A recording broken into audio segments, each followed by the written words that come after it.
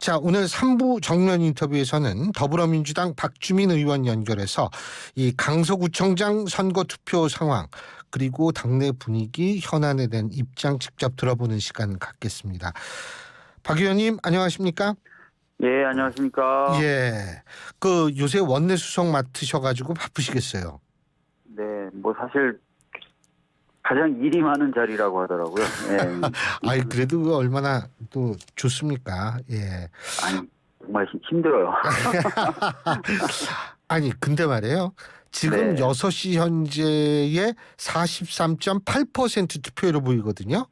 네. 이게 결국 따지고 본다면 어제 한 23%라고 잡으면 오늘 투표 당일날 20% 정도의 이 주민분들이 투표를 하신 거거든요. 그죠? 네, 네, 네. 자, 이 부분을 어떻게 분석하고 계십니까?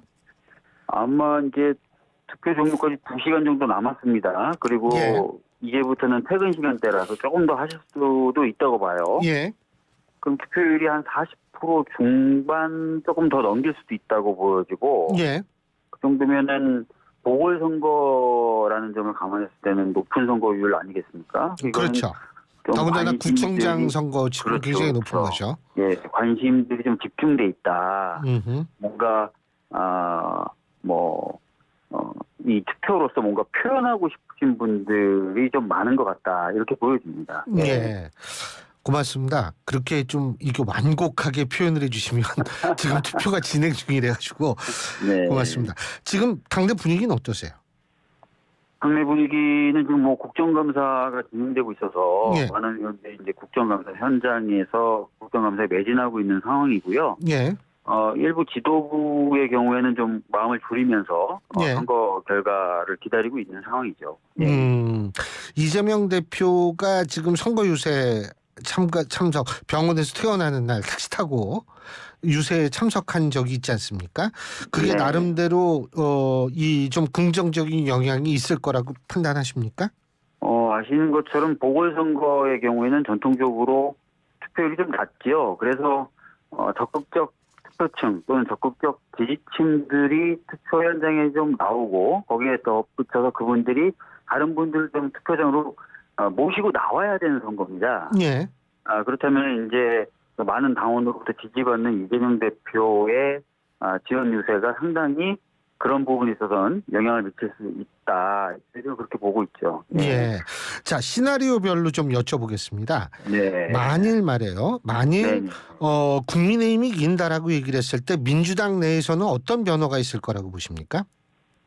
국민의힘이 이기면 저희들은 이제 계속해서 서울이 몇 번의 선거에서 안 좋은 결과들을 보여왔지 않겠습니까? 예. 그런 흐름이 이어진다라는 판단하에 이제 서울 지역에 대해서 뭔가 새로운 비전이나 정책들을 연구하고 작업하는 그런 과정을 좀 거쳐야 될 것 같습니다. 예. 그리고 만일 민주당이 이기게 된다면 뭐 지금 네. 그대로 쭉 가는 거죠?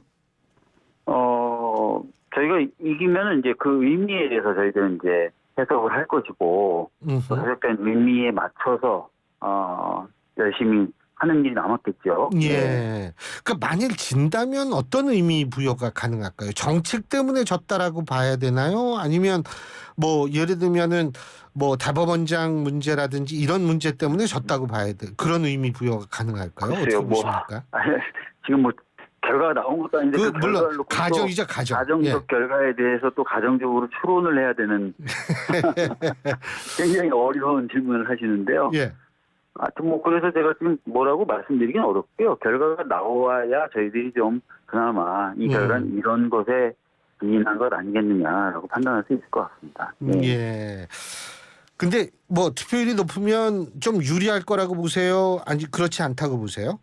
뭐 전통적으로 투표율이 좀 높으면 어떤 정부나 여당에 대해서 좀 심판하려고 하는 경향이 좀 강하다라고 판단해왔지 않습니까? 예. 그러면은 이제 그런 기존의 어떤 사례들에 비춰봤을 때는 뭐 민주당에 나쁘지 않은 거죠. 예. 근데 저는 좀 이렇게 여쭤볼게요. 오늘 본투표 날 투표하신 분들이 오히려 토요일 날 투표한 분들보다 더 많아지는 경향이 있거든요. 근데 일반적으로 보수 성향의 유권자들은 사전 투표를 좀 기피하는 경향이 있다. 이런 분석이 있지 않습니까?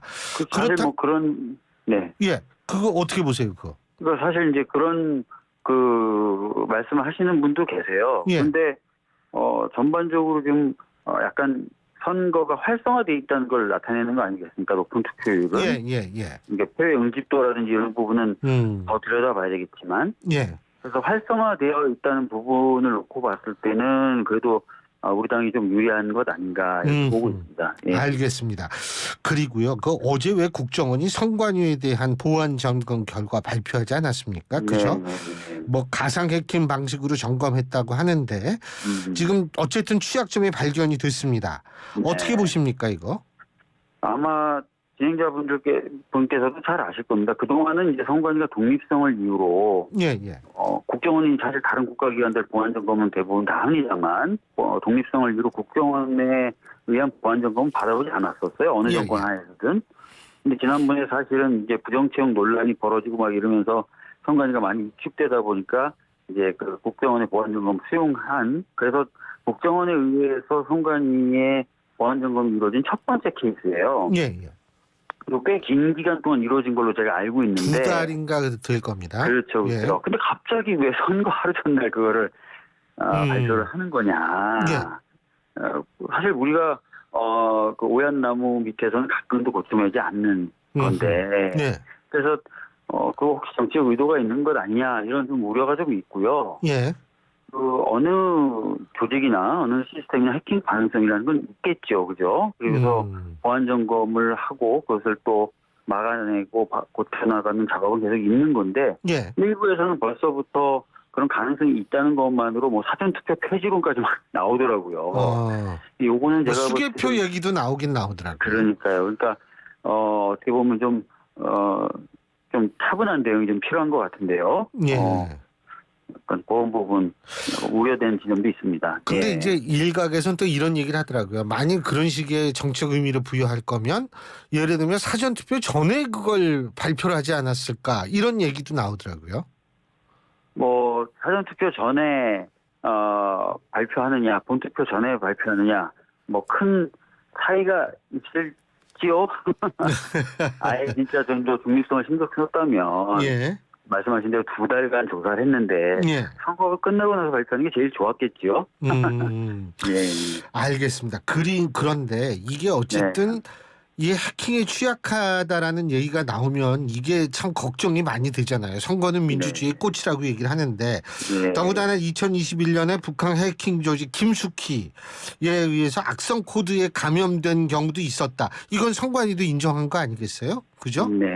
그럼 이거를 인정만 할 게 아니라 좀 빨리 조치를 했어야 되는 것 아닌가 이런 안타까움도 분명히 있다 표하는 분들도 많을 거예요. 어떻게 보십니까? 뭐 이번 일을 계기로든 또 아니면 뭐 다른 일 계기로든 아까 말씀드렸던 대로 뭐 해킹 가능성이 있는 조직이나 시스템에 대해서는 계속해서 업그레이드라든지 뭐 개발이라든지 이런 것들이 있지 않겠습니까? 또 그런 역할을 하도록 되어 있는 기구들도 있으니까요. 그런 부분 차분하게 좀 봤으면 좋겠어요. 근데 아까 말씀드렸던 대로 뭐 해킹의 우려나 이런 것에 대해서 대응하지 말자 이런 얘기가 전혀 아닙니다. 그렇죠, 물론. 근데 벌써부터 막 사전 투표는 하지 말아야 된다느니 막 이런 얘기까지 벌써 나가버리면 그동안 사실 저희가 선거에 대한 참여를 보장하고 활성화시키기 위해서 노력했던 많은 제도들이 무의미해지거나 사실은 없어질 수도 있는 거지 않습니까? 그래서 차분한 내용이 필요하다라고 말씀을 드리는 거예요. 알겠습니다. 그리고 한 가지만 더. 그거 얘기가 다른 얘기인데요. 연합뉴스와 연합뉴스TV가 여론조사부터 매트릭스에 의뢰해서 7일, 8일 양일간 18세 이상 1000명을 대상으로 한 여론조사고 자세한 것은 중앙선거 여론조사 심의위원회 홈페이지를 참조하시면 되시는 여론조사를 보면 힘드시겠어요. 이거 있잖아요. 솔직한 얘기로 매번 얘기하는 게 엄청 스트레스예요, 이거. 근데 여기에 이런 게 있어요. 내일 총선이라면 어떤 정당에 투표하겠는가. 국민의힘 32.6%, 민주당 31.3%입니다. 이게 오차범위 내에 박빙이에요. 어떻게 이 여론조사 어떻게 평가하십니까? 글쎄요, 뭐 여론조사를 평가할 때는 그 표본의 구성이라든지 네. 어떤 설문의 배치 방식, 그다음 뭐 이런 거 다 따져야 되지 않습니까? 그렇죠. 그래서 원래 이기적으로 정확히 판단하긴 어려운데 이제 많은 국민들이 그 조사에 지금 말씀하신 그 조사에 한정해서 만약에 해석을 막 해본다면 예. 전반적으로 양쪽 정당에 대해서 어느 정도 실망을 하 있는 상태 그런 건 아닐까. 두 정당 합쳐도 지금 그 70%가 될까 말까 하는 거지 않습니까? 예, 그렇죠. 예, 그러니까 이제 일단 그게 가장 좀 눈에 띄고요. 64%밖에 안 돼요. 그렇죠, 그렇죠. 그건 사실 굉장히 좀 부족한 수치인데 그게 좀 눈에 띄고 뭐 우리 당 같은 경우도 뭐 더 열심히 노력해야 되는 시간은 되는 거겠죠. 예. 그 지금 양당에 대해서 실망했다 이런 표현 쓰셨는데 그렇다면 3당이 약진할 가능성이 있다고 보세요? 3당이 약진할 가능성에 대해서 이제 좀 분분하지 않습니까? 뭐 워낙 지금 양당에 대한 혐오나 정치에 대한 혐오가 커지다 보니까 3당으로 쏠릴 것이다라고 전망하시는 분이 있는 반면에 예. 3당이 이제 뭔가 촉진되려면 강력한 정치적 리더십을 갖고 있는 사람이 있어야 되는데 그런 구심점이 안 보인다. 뭐 이런 얘기도 있지 않습니까? 그래서 예. 지금 당장 3당이 뭐 굉장히 영향력이 있을 거다라고 말씀드리기는 어려운 상황인 것 같아요. 근데 지금 3당에 이 만드신 분들 이렇게 보면 양양지ang 의원이나 금태섭 전 의원이나 사실 전부 민주당 출신 아닙니까? 그죠? 네, 네. 그러면은 나중에 이 선거 때 좀 어떻게 다시 이 정당들과 뭐 어떤 뭐 연대를 하든 뭐를 하든 이럴 가능성은 없을까요? 글쎄요. 근데 뭐 잘 아시는 것처럼 금태섭 의원님은 민주당 출신이지만 또 국민의힘에서 같이 또 뛰시고 하셨던 분이라서 어느 당 출신인지 대선 때 그랬죠. 대선 때. 예, 불분명하고요. 예. 하여튼 뭐 어떤 색깔 그리고 어떤 정책적 지향성을 가지느냐 뭐 이런 것들이 중요한 판단 기준이 되겠죠. 예. 그리고 네네. 그 지금 이제 국민의힘 하태경 의원이 이제 네네네. 뭐 수도권 출마한다 뭐 이런 얘기를 하는데 여기에 대한 평가도 사실은 국민의힘 내부에서도 엇갈리지 않습니까? 많이 엇갈리죠. 예. 네. 그 어떻게 보세요? 근데 많이 엇갈린다고 말씀하셨는데.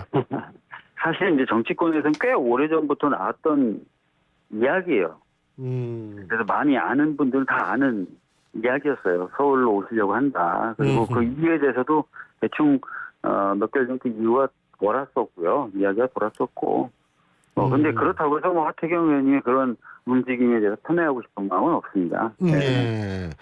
근데 어떻게 이거를 계기로 해서 뭐 이 민주당도 좀 이렇게 중진 의원들의 험지 출마 뭐 이런 얘기 있습니까? 아직까지는 없고요. 근데 예. 뭐 아시다시피 이제 총선이 다가가면 다가갈수록 당의 승리를 위해서 여러 이야기가 나오게 됩니다. 예. 뭐 매번 빼놓지 않고 나오는 얘기가 방금 말씀하셨던 중진 의원들의 어떤 여러 가지 모험적 도전 이런 얘기도 나오기도 하고 하거든요. 그래서 아마 없지는 않을 겁니다. 우리 당도. 예. 근데 뭐 지금 당장 뭐 이렇다 저렇다 말씀드릴 상황은 아닌 것 같고요. 예.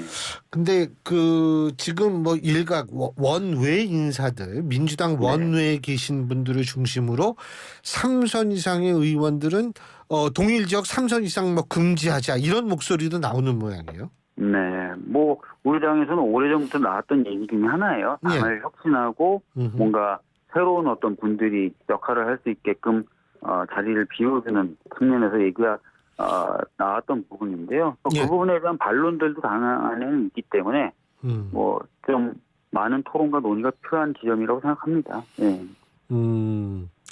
그 중진들은 물론 좀 반발이 있겠죠, 있기야. 네. 그리고 또 한 가지는 뭐냐면 지금 어쨌든 이제 강서구청장 선거 오늘 8시면 끝이 나고 그 이후에는 이제 비명계 문제가 다시 이 좀 부각되는 거 아닌가 이런 얘기가 있는데 비명계를 어떻게 해야 된다고 보세요? 특히 가결표를 던졌다고 추정되는 뭐 당도로 표시하던데 어쨌든 어떻게 보세요? 우선은 뭐 이렇게 될 것 같아요. 이미 이제 그 당원들의 청원으로 윤리 심판원인가요? 거기 갈 수밖에 없는 청원에 의해서는 뭐 시스템적으로 그렇게 설계가 돼 있으니까요. 예. 그분들에 대해서는 이제 윤리 심판원에 대한 어떤 이런 그 시스템이 이제 작동이 될 것 같고요. 예. 그 외에 이제 다른 분들에 대해서는 아무래도 이제 당 대표님이라든지 또는 다른 지도부들의 숙고가 필요하겠죠. 아직 그런 부분에 대해서 구체적으로 논의가 되고 있지는 않습니다. 예. 숙고가 필요하다라는 것은 그러니까 지금 뭐 예를 들면은 요새 정청래 수석 최고위원께서도 말씀이 좀 바뀌셨지만 과거에는 뭐 예를 들면은 그 이 외상값 얘기하면서 좀 강경한 입장 취했는데 당내 분위기는 좀 많이 누그러지고 있는 거예요, 그러면? 일단 대표님 본인부터 이제 통합의 메시지를 계속 내고 계신 상황이지 않습니까? 예. 그런데 그것이 당연히 영향을 미치는 것일 테고요. 예. 여러 가지 이제 고민이 이루어질 것 같습니다. 예. 고민. 그러니까 이 고민이라 함은 비명계에 대해서 뭐 나름대로 그러니까 비명계 중에 특히 가결표를 던졌다고 추정되는 분들에 대해선 모종의 하여간 뭐 불이익을 좀 줘야 된다라고 생각하는 분들도 있다 이렇게 이해해도 되겠습니까? 뭐 이런 겁니다. 전에도 이제 제가 다른 매체하고 인터뷰하면서 말씀을 드렸어요. 그러니까 뭐 친명 비명이 중요한 게 아니라 그 당시 어떤 가결 행위에 대해서는 분명히 의총을 여러 번 거치면서 그렇게 하지 말자. 당론으로 정하지는 않았지만 그렇게 의견을 모았던 겁니다. 사실. 근데 이제 그런 어떤 모아진 흐름들, 모아진 총의와 반하는 걸 하신 거고 그것을 이유로 당이 짧은 시간 동안이지만 극심한 혼란에 빠졌지 않습니까? 예. 원내 지도부도 총사퇴를 하게 되고요. 예. 그런 부분에 있어서의 일정 정도 책임 당연히 지셔야 된다고 저는 생각하는 사람이에요. 그래서 근데 그런 부분을 어떻게 할 것이냐, 또 책임을 진다면 또 어느 정도의 비중과 무게로 지을 것이냐 이런 것들은 사실 어떻게 보면 또 지도부의 판단과 결단이 있어야 되는 거니까 그 부분은 아마 대표님이 이제 당내 복귀하시고 여러 이제 지도부들과 얘기하면서 결정이 되지 않을까 싶습니다. 네. 예, 잘 알겠습니다. 오늘 말씀 여기까지 듣겠습니다. 고맙습니다.